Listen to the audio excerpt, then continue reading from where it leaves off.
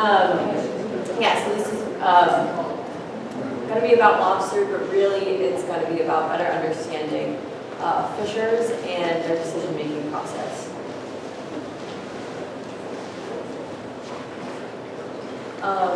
Okay, yeah, so just a quick overview of the presentation, do background on Atlantic right whales. Oh gosh, typo. The importance of the American lobster fishery, and an overview of a survey sent out to licensed fishers, as well as how this information will be used.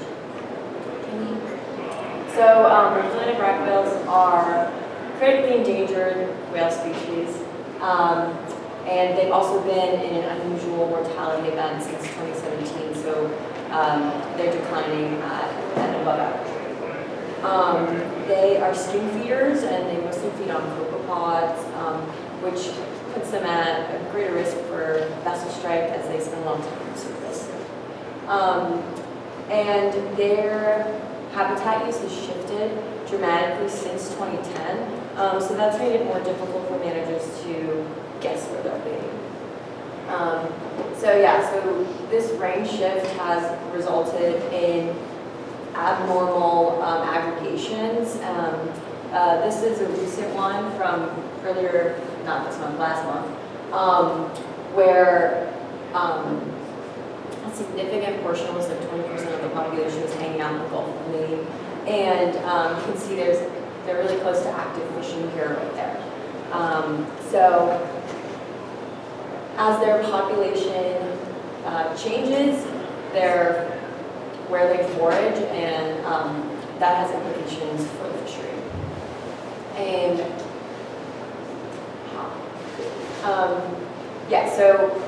while entanglement risk is not the leading cause of mortality, it is a leading cause of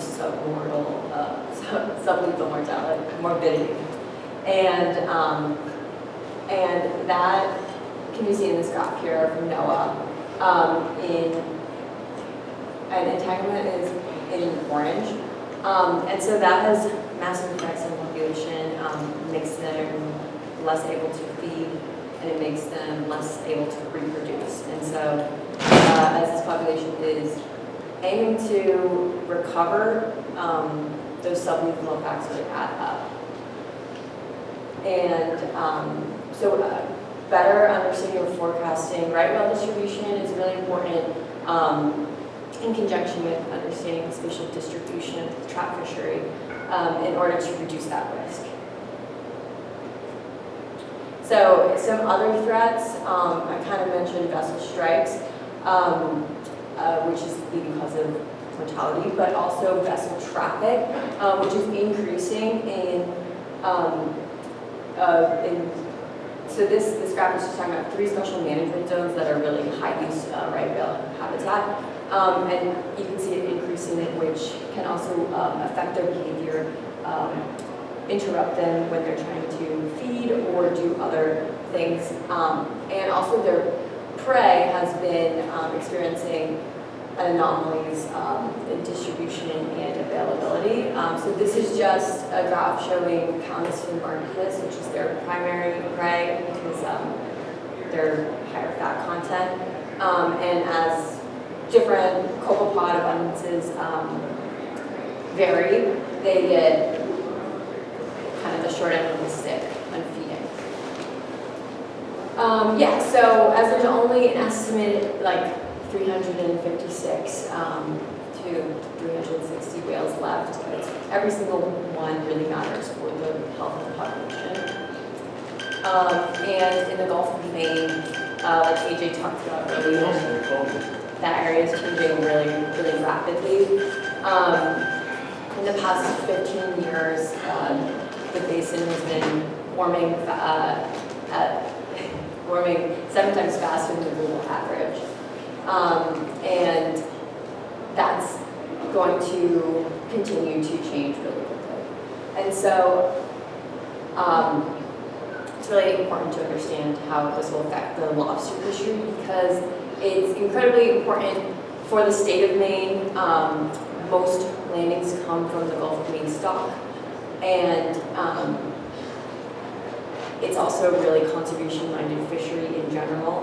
There's been a lot of harvester-led action to improve the status of the fishery. And so nobody wants entanglement for whales to reduce the sustainability of the fishery.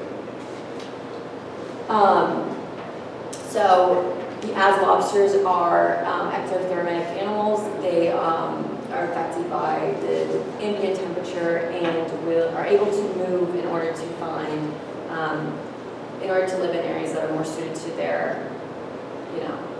what they want.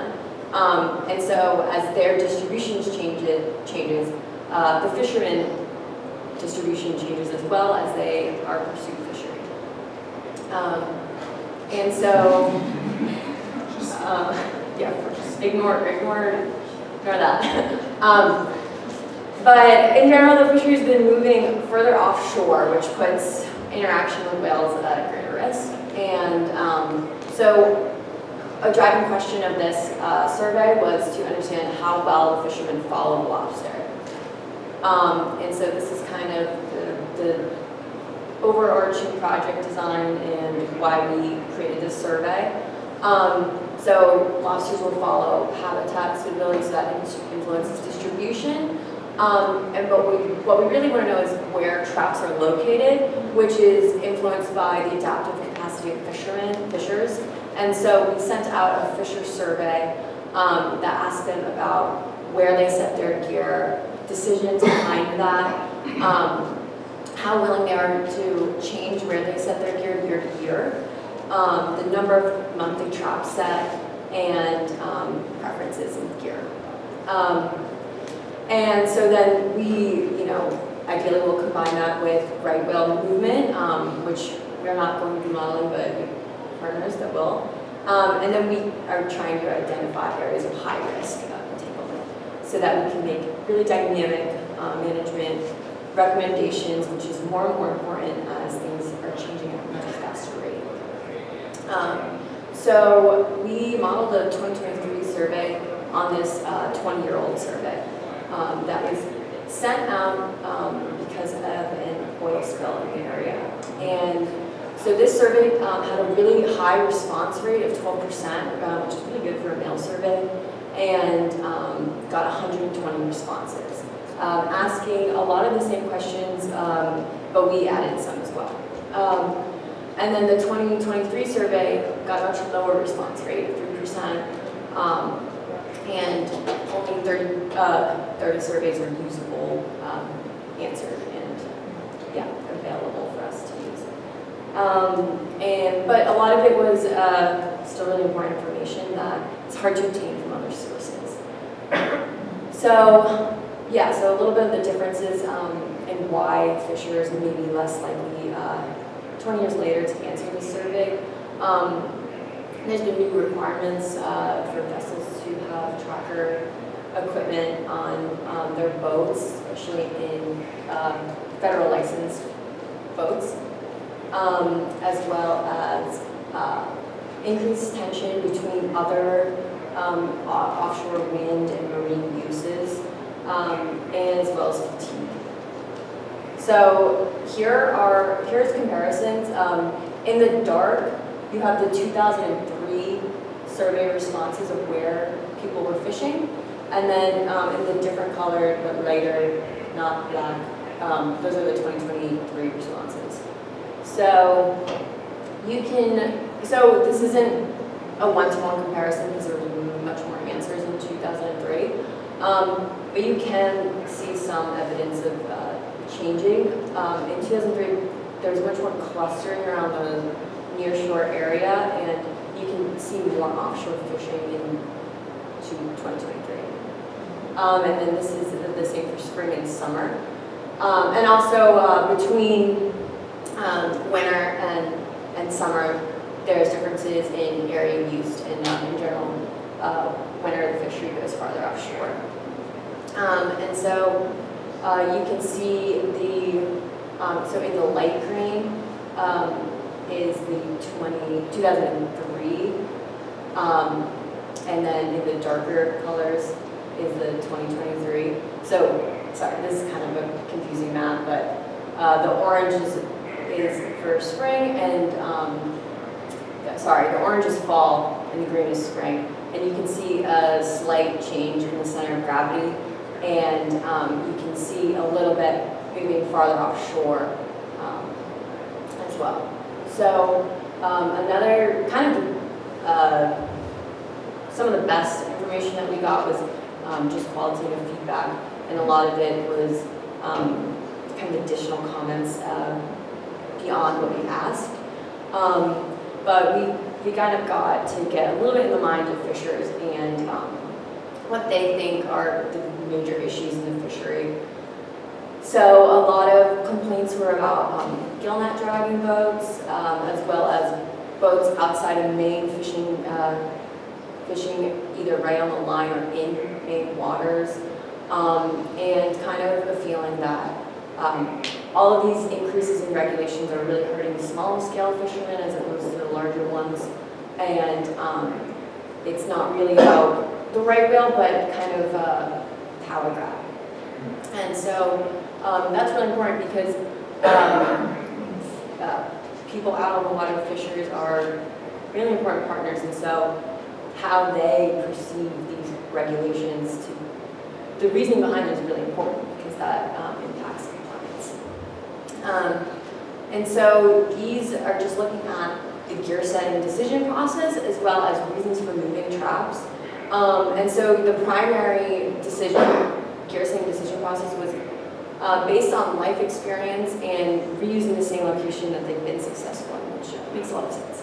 And then following that, there's lobster movement, and so that's really important to know not only the ability to move, but also when they make that decision, like depending on how low the catch rate is, will play into our analysis on how closely they can follow the lobster as they move. And then closer to shore is better, just from an economic standpoint, less fuel. And then seasonal, and then when they start to see shedders. And then the causes of moving traps, once they're already set, is decreased catch, congestion, and proximity to others, which is pretty closely related to congestion. So some of our next steps for this, using this data, our goal is, kind of like I stated, to really understand how closely the fishery follows the lobster. So we're going to work with some other data sets and analyze that moving forward. And then the overall large-scale goal would be to create more dynamic management and the ability to be a little bit more clever in how managers close areas so that it's more fine scale and affects the fishery less severely, but also has an increased benefit for whales, reduce entanglement. So I'd like to thank all of the contributors, and I'd also like to thank AG for moderating today, and I'd like to take some questions.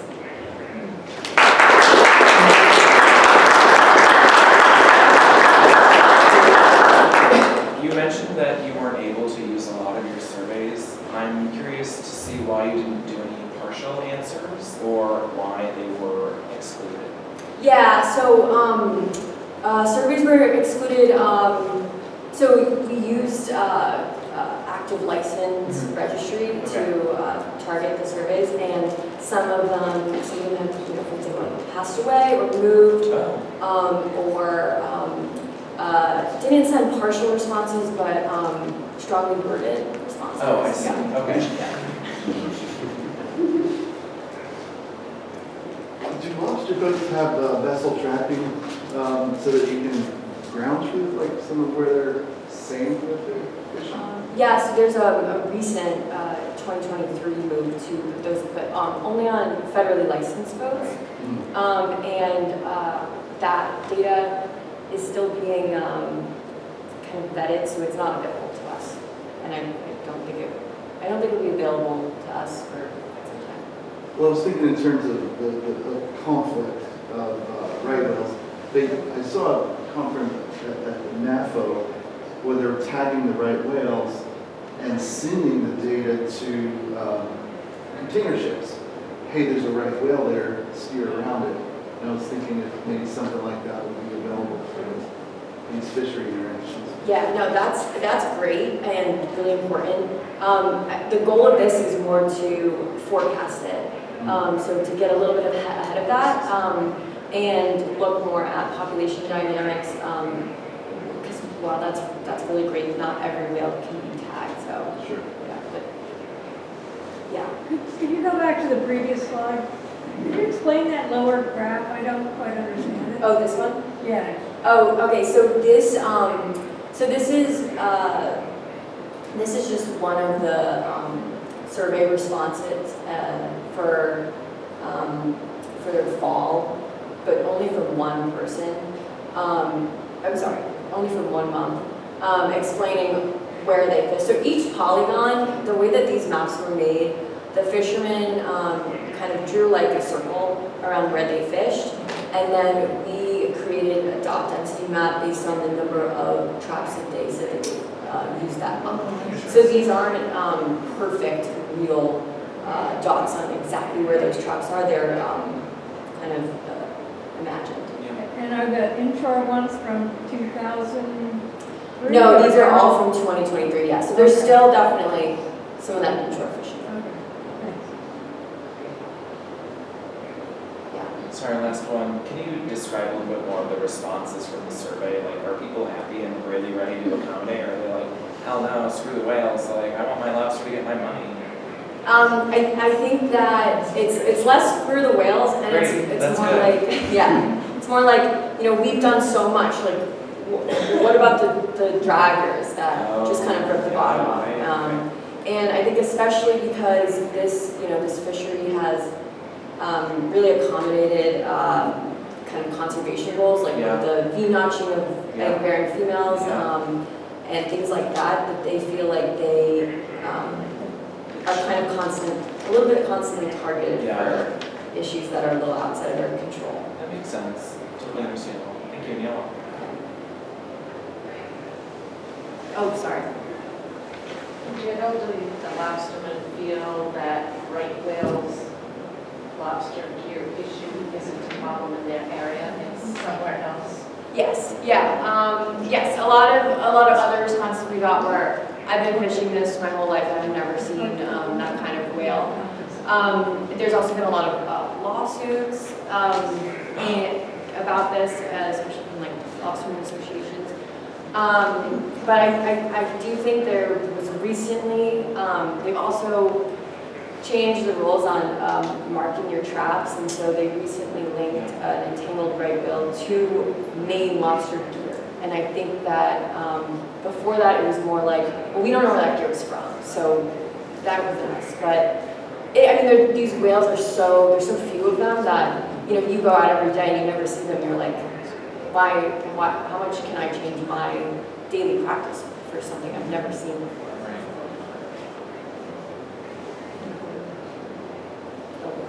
Which is the right whale like More in southern East Coast, like Georgia.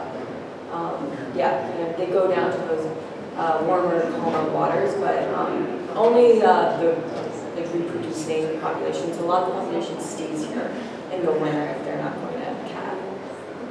But that is also kind of a little unknown, like what the rest of the population goes.